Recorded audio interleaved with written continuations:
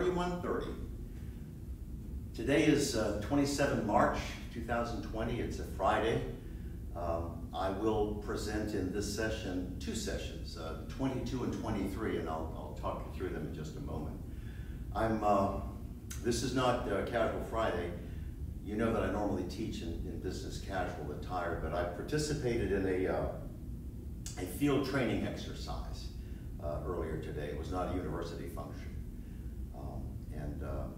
For that reason, I'm taping this presentation from an undisclosed location. It's a subterranean facility somewhere in coastal Georgia. It is an asset of the intelligence community, CIA, NSA, that sort of thing. And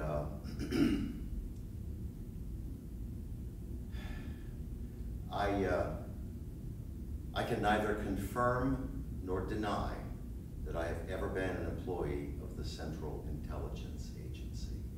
I realize that I'm wearing a lanyard that says Central Intelligence Agency on it. We have to use ID cards to swipe in and out of rooms in this facility, and I haven't taken it off because I'm still in the undisclosed location. So I probably got this at a flea market or a garage sale or something, I'm not sure. So I'm going to tell you a fun story about an undisclosed location in just a second. In fact, I think I'll just tell it to you now. There's no reason to defer that. But I think I'll do it sitting. I've had a busy day so far.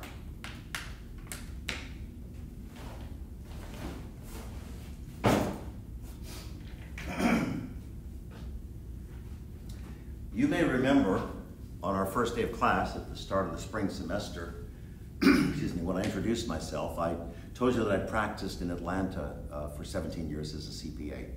And as part of that adventure in industry, the last 6 years that I practiced actively, I was on the faculty of the American Institute of CPAs. It's a professional association, maybe 250,000 members.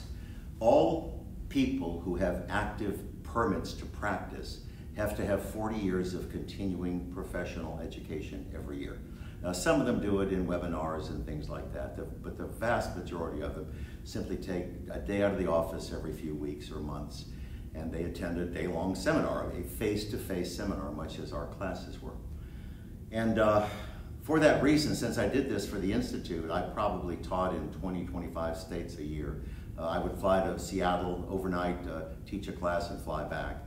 I remember once I flew to Montana, and I was probably there for 6 days because I overnighted, taught a class in a city, I had a rental car, drove to another city, taught the next day, drove to another city, taught the next day. So as part of that part of my practice in the last years, it's one of the reasons, and there are others that have influenced as well, it's one of the reasons that I realized I loved adult education. It's one of the reasons I became a college professor, because I love you, and you know that. But while I was teaching, I met another guy who was an instructor, who was a delightful man, and we really had an important kinship. His name is Pat Kelly. I don't think Pat is actively practicing, I just don't know, but Pat at the time was in practice with his dad in Athens, Georgia. And the reason that Pat and I struck up such an important and powerful friendship is we discovered early on that we were both infantry officers who had served in Vietnam at essentially the same time. That's powerful stuff because there are so few of us. So we did different things. I was a reconnaissance platoon leader for the 4th Infantry, and Pat was a team leader on a Special Forces A team. The way the Special Forces community is organized is in an optimal situation, they will compose teams of 12 soldiers. There'll be a team lead, an executive officer, and 10 other team members, all of whom are cross-trained, all of whom are indescribably capable soldiers. I think that any Special Forces A team could probably take over any country in the world, given a couple of days and enough coffee. So Pat's with the Special Forces A team, and he shared a delightful story with me about an undisclosed location, and the fact that I'm in here today made me want to share that with you. So Pat's serving Special Forces A team, a 12-man team, highly skilled, highly capable team. And his team was literally on a mission to Laos. You can't tell anybody that because we weren't supposed to be in Laos. So Pat's with his A-team. They're training with and helping some indigenous soldiers prepare a compound and that kind of thing. And they were attacked by an NVA regiment. At full strength, an NVA regiment would be about 1,100 men. Nobody will ever know if this was a full-strength regiment. But the firefight went on for quite a while, and the NVA eventually broke off. And at some point in this firefight, Pat was moving position to position, but he'd gone prone and he was returning enemy fire. And a bullet, a round from an AK-47 passed over his shoulder and it went through one of his buttocks. Oh dear, shot in the bumpers. So firefight's over. Pat makes sure all of his team, great. They get the regional soldiers in a good place. They've got the compound secure. Pat and his men move out because they've not been compromised. The NVA know that they're there. And then they get extracted. Well, Pat, of course, once all this happens, he gets dusted off. He gets a medical evacuation to a military hospital in Vietnam. And the surgery was pretty simple because it was a soft tissue wound. No arteries, no bones, no major nerves, just one of his butt cheeks. So he's lying on a hospital bed because the wound is in his posterior, and he's healing. He was there for maybe 10 or 12 days while the wound healed and the surgical incisions healed. And while Pat was there, some American general who was serving in the States came to Vietnam so he could put boots on the ground to get a month's worth of combat pay. What a rascal. And of course, while he was there, he wanted all these photo ops so he could take them back home and show the people at home how he was really linked up with his soldiers. So because Pat's lying on a hospital bed and he was wounded, what they decided to do, what this general and his chief of staff decided to do, was have an award ceremony where they awarded Pat the Purple Heart. The Purple Heart is something all servicemen or women get if they're wounded in combat. So Pat didn't want to do this, but he doesn't get a vote. So what this lieutenant colonel did, the aide-de-camp for the general, is he put together a group of about 12 or 15 people, hospital staff and other soldiers, who stood around Pat's bed while he read the citation and the general is shaking hands and getting his picture taken like the cheese ball that he apparently was. So one of the members of this little hastily assembled group was a delightful redheaded nurse from Mississippi whose first name was Sharon. I met her later in my tour. Didn't have any idea that this stuff had happened with Kelly. But I met Sharon and she was just a delightful woman. Just exquisitely beautiful, just warm and outgoing. But this woman, Sharon, had a laugh that would light up Houston. If she burst into laughter, everybody laughed. It was infectious. So Sharon's part of this group. She's been conscripted. She's standing around the bed and the colonel's reading a citation. And it would have gone something like this. On whatever the date is, Captain Kelly, a team lead of a Special Forces A team, was engaged by a hostile enemy, numerically superior enemy force, and he was shot in an undisclosed location. And there was more to the citation, but Sharon, the redhead, just burst into laughter. She was roaring. And this was, they were filming, this was a big scripted deal for the general, and everybody sort of turned toward Sharon and looked. And she just played them like a drum. She did this perfect redheaded Mississippian thing. She said, "So, Captain Kelly was not shot in an undisclosed location. He was shot in the ass." So that's the story that I wanted to share with you about the undisclosed location. Now, 1 second.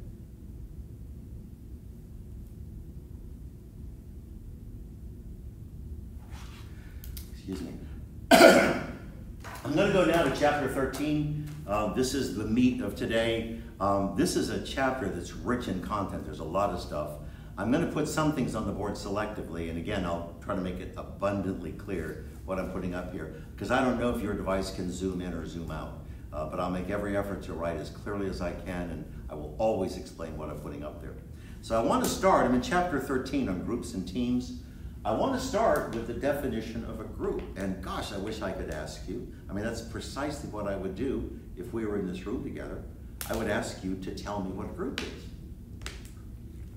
Well, it turns out there are a lot of competing definitions of a group. But the classic definition of a group would be two or more people who interact socially. Now, what if James Bogan, who is not sitting right there, Juliana Sorkos, who is not sitting right there, what if the three of us went to lunch? Would we be a group? Would we be three people interacting socially? We would. Y'all, if I'm taking us, we have to go to Flash Foods and eat off the roller grill. I don't have a lot of money. I think the tornadoes are on sale. But the point is, a group, two or more people who interact socially. Now, a team differs. A team is a group, but it's a special kind of a group. And I want to put a model on the board, and I think I can make this distinction. This comes from a leadership scholar named Gary Yukl, Y-U-K-L, really a bright guy. Here's how Yukl defines a team and how it's modeled.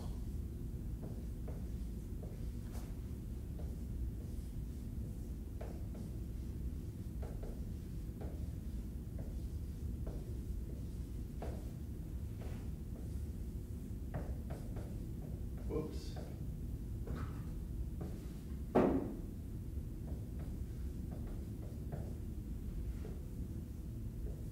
This is both a model of leadership, and it's also a very competent definition as we talk about teams.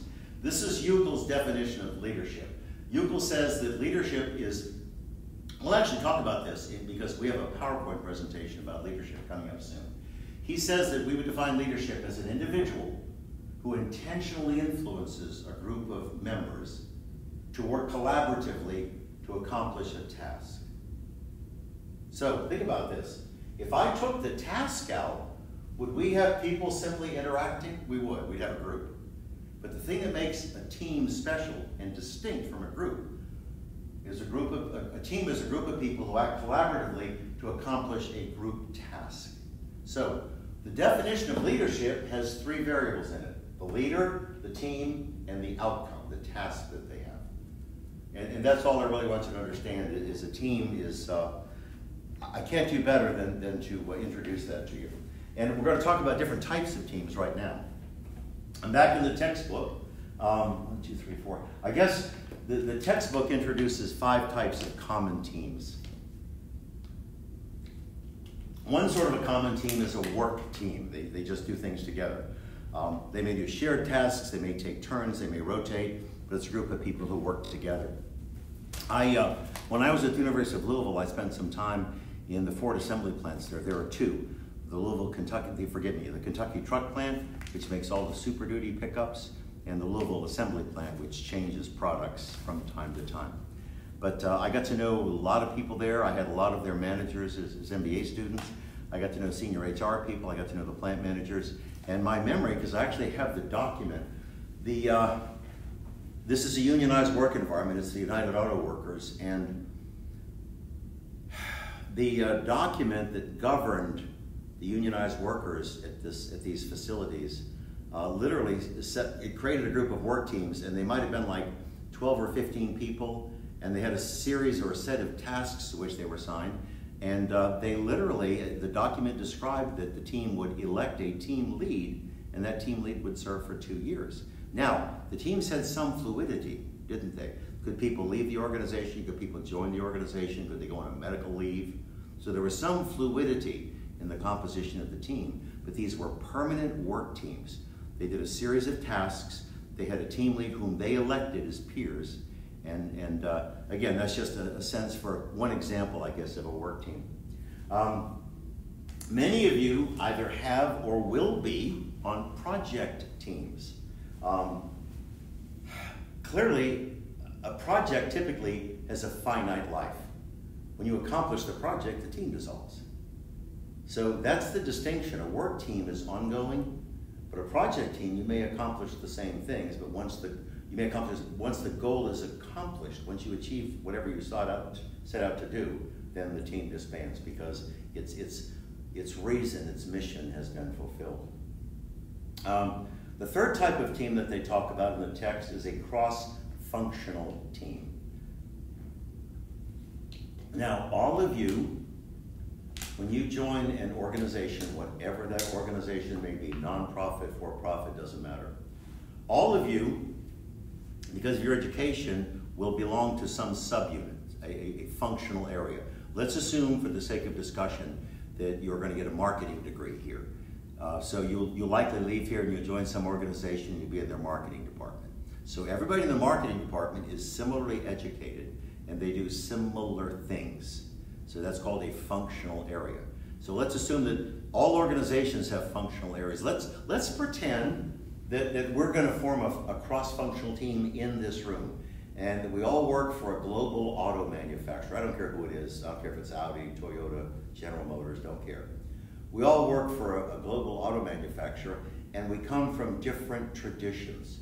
Some of you are accountants, some are finance, some of you are management people, some of you are logistics and supply chain, and we have engineers and all this other stuff, people in production. So let's assume that our big boss says, okay, Juliana has a really cool idea for a new platform. And right now, I don't care if that's a luxury sedan or a crossover or a pickup truck, it doesn't matter. Performance car, doesn't matter. So she has an idea for a really cool platform, and senior management has bought into that. They've said, we are going to build that platform and bring it to market. So to do that is a process that probably takes 2.5, 3 years minimally. And what will happen is senior management will form a cross-functional team. And they'll have a team lead, somebody who manages the process and is the conduit for all communications up and down and laterally. But this team will be made up out of people from different functional areas. Is it possible that we have people in a design studio who just literally come up with a series of designs and then they take them to focus groups or existing customers and say, what do you think about this? So my point is we might have people from a design studio, we'll have people from marketing, we'll have engineers, production people, accountants, logisticians, we'll have people from every functional area, and our team may have 35 or 40 people on it. And we will meet regularly, probably twice a week. And beyond that, we'll have a lot of exchanges and work that we have to do outside of the meetings. But a cross-functional team is a team made up of members who come from different functional areas of the organization, and the team is built that way so that it can take advantage of the different skills and competencies and perspectives. So cross-functional teams are pretty useful in a lot of situations. The next type of team, frankly, I don't see often in industry. There are a few examples. Zappos is an example. Those people are crazy. I mean, they must be smoking peyote or something down there in Kentucky. But a self-managed team says that you manage yourself. So if you had 40 self-managed teams in an organization, any organization, what you'd essentially have is anarchy. There wouldn't be any unifying theme, people doing whatever they thought was best in their unit. So self-managed teams really don't, practically speaking, don't exist. If a self-managed team existed in a perfect world, it would have autonomy. It would have an opportunity to hire people or fire people, to assign them to tasks, to train them, to reward them. That stuff doesn't exist. That's why all organizations have some structure and clear policies, and things are based on meritocracy. Because as I say, any team that's self-managed, if you have more than one team, you have anarchy. People do whatever they want, go in different directions. So not a viable model. As I said, Zappos is probably one of the most confused companies in the history of confused companies, and they think they are just all that in a bag of Doritos. I think they're nuts. But not a lot of self-managed teams out there. The last type of team that the textbook talks about is one that I expect you to participate in often, and that is a virtual team. Most teams have a chance to directly, physically interact. I know that scares some of you. Oh my gosh, you have to put the Pop-Tart down and talk to people? Oh dear. But virtual teams are teams that don't exist in the same physical space. Sometimes it's just other parts of the company, but commonly it's different places geographically, different time zones, different cultures. Think for the sake of discussion, just as an example, that you leave here and you take a position in any discipline at the BMW assembly facility in Greer, South Carolina, fairly close to Greenville. They pump out, gosh, 400,000 vehicles a year. I think they're primarily making crossovers, the X series cars. But my point is that if you're in a virtual team there, let's assume that you come from the organizational sciences, you're on the business side of the house, and y'all are working on a new car. Is it possible you'll have to talk to suppliers in Stuttgart? Germans always yell at you. I don't know why. I taught in a German MBA program when I was at Louisville, and everybody yells at you. Don't know why. So, if you're working for BMW, of course, corporate is somewhere in Germany. Is it possible that they will have suppliers like Bosch and other people like that? Of course, that make major assemblies or sub-assemblies or whatever the case may be. So you're not in the same place. In fact, in my example, you're not on the same continent. You're in different cultures. You're 5 or 6 hours apart in terms of time zones. So, but now sometimes you're in the same facility, it's just a big one, and everybody has a lot of responsibilities. But virtual teams are teams that don't have an opportunity to directly interact. They are geographically and physically removed one from the other, and they have to rely on some sort of communication tech, email or any sort of an interactive thing like Zoom or some other platform like that, where people can toggle in for meetings and talk and exchange ideas. So one of the significant problems with virtual teams, and we have ideas of how to cure it, but very few companies invest in these solutions. If you think about my example with BMW, you join a facility here in South Carolina, and you're interacting with people all over the world, perhaps mainly in Europe, but certainly all over the world, because BMW does have a global presence. Since you have no opportunity to interact, since people come from different cultures, you're on different continents, different time zones, all of those things, there is very little cohesion. Cohesiveness essentially says that you're a member of a group, and if you feel cohesiveness, your membership in that group is something you value, and you will subordinate self-interest because your membership matters. You want to stay a member of that group, you want to be well regarded, you want to contribute. So I would want to be in cohesive groups no matter what I do. Not all groups are cohesive. But my point is, when you have these people who are spatially removed one from the other, space, time, culture, language, it's virtually impossible to build a cohesive team. And there's a related phenomenon as well, and that is that there's very little opportunity for the team members to build any levels of trust with each other. Typically, the teams come from people with different disciplines. So if I'm an accounting guy and my responsibilities are to develop some sort of a product cost for this new thing that we're bringing to market, and I'm listening to an engineer who is in another nation, another culture, I don't have the education, the experience, the competencies to evaluate what he is saying.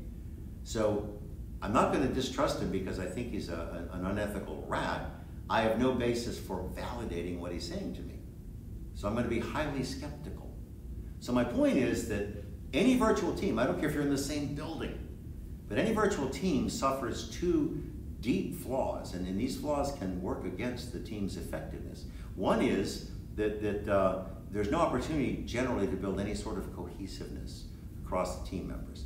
People don't feel strongly. They sometimes don't give a crap. It's just a task. It's a responsibility that they have to discharge. And then, of course, there's this other thing where it's quite difficult to build trust in a situation like that. So virtual teams are everywhere. They're not going to go away. In fact, what we're doing is virtual, isn't it? I'm uploading stuff to YouTube, and y'all are toggling in when you can. And right now, we don't have any direct human interaction. And I find that disappointing. I really, I benefit so much when we're in the same room.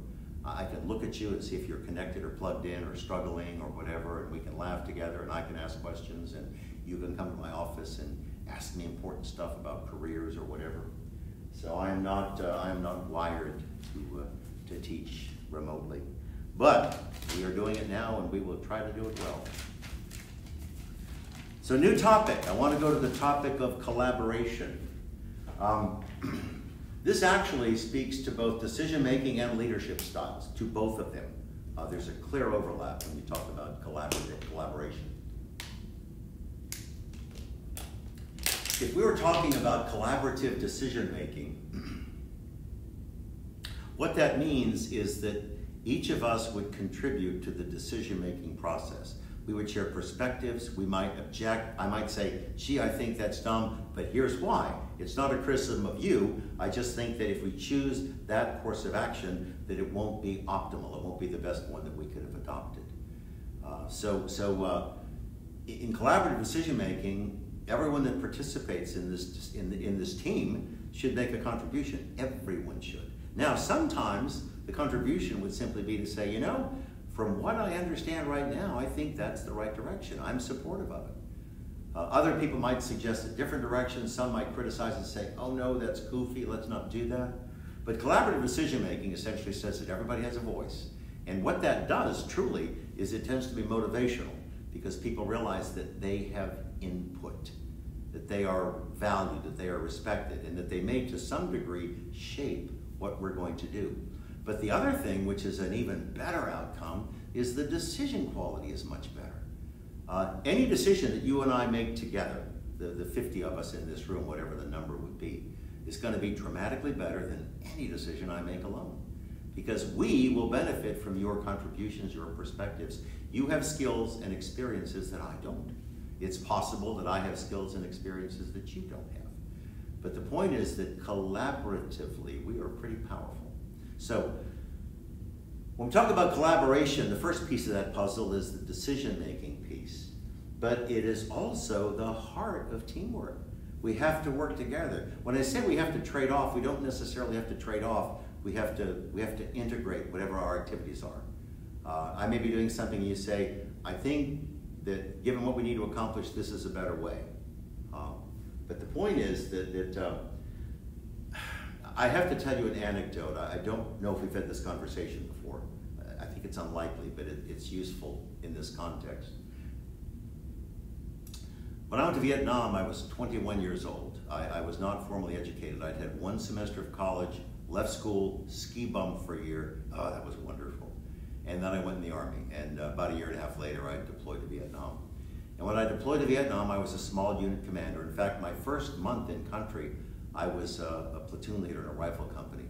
And that was scary because they were the most undisciplined, didn't give a crap group of people. I can't tell you who my platoon sergeant was, who my company commander was. It was just a blur. So after a month in country, I was chosen to be the battalion's reconnaissance platoon leader. In that era, recon platoons were scouts. We would go out into the area of operation ahead of the main body, and we'd poke around, and we'd find stuff, and we'd neutralize it. And we'd report the intel back to our battalion operations center. So recon platoons in my army were scouts. We'd go out ahead and discover things or whatever the case may be. So when I became the reconnaissance platoon leader, I only had a month in country. I was not vastly experienced or proven or capable. I'd been in combat, I mean in firefights, and I also was following a man who was a living legend, a guy named John Hadley, had done just a masterful job as the reconnaissance platoon leader for Fox Force for this recon platoon. And so I stepped into here following a man who was just extraordinary in that role. And I had 23, 24 guys that were seasoned veterans. They'd worked independently and together for up to a year in some cases and knew each other, trusted each other, relied on each other. So I thought to myself, gosh, individually and collectively, every one of these men is more experienced than I am. Every one of these men will have a legitimate perspective. So the way things would work in the Army is I'm the platoon leader. I would get an order via a radio set, an FM radio, and S3, our battalion operations center, would work with the battalion commander and they would decide on a mission for us.